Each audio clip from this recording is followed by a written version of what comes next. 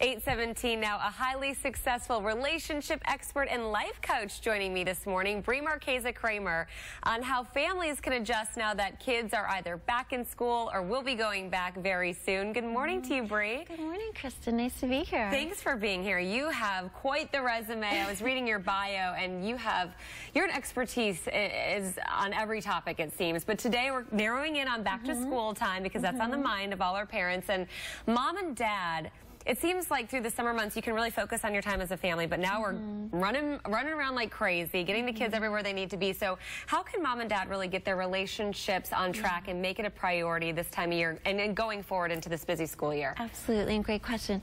Moms and dads have to realize that in order to keep their family together and happy, they were once a man and a woman before becoming a mom and dad. So they need to put their marriage top of the priority list and make it first and foremost. How do you do that? What are some tips? Okay, when I work with a couple, I teach them that their marriage is the CEO of the family unit. And as we know in business, if the CEO isn't doing a good job, the corporation isn't doing well. So just with the family unit as well, we want these children to grow up healthy, happy, in a loving environment, strong couples with respect and care to each other. So in order to do that, we need their marriage to be fresh and together and strong and emotionally close.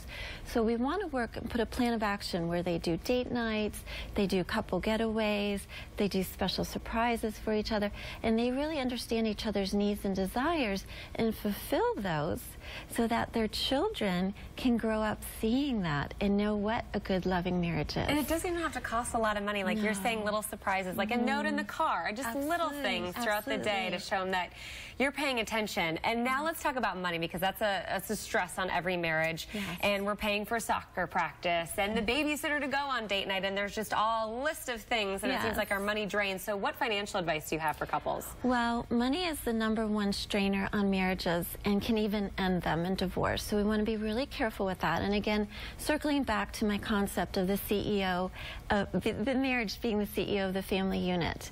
Just as a corporation has a fiscal plan, so should a couple. And on that plan, it's not just for the home or the kids, it's for their marriage and budgeting money aside for their marriage.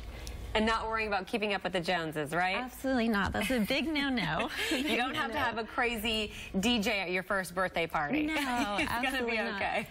No one has ever come to me and said, you know, I grew up in a wonderful home with wonderful parents and a great marriage. They come to me because that didn't happen. So we want to really focus on keeping that marriage heart-centered, love-centered, emotionally and physically close, and raising those children. And a gift for generations to come that you're really giving your family when you do that. You have a book as well we want to show. And tell us the name of your company and your website. It's BreeMaresca.com.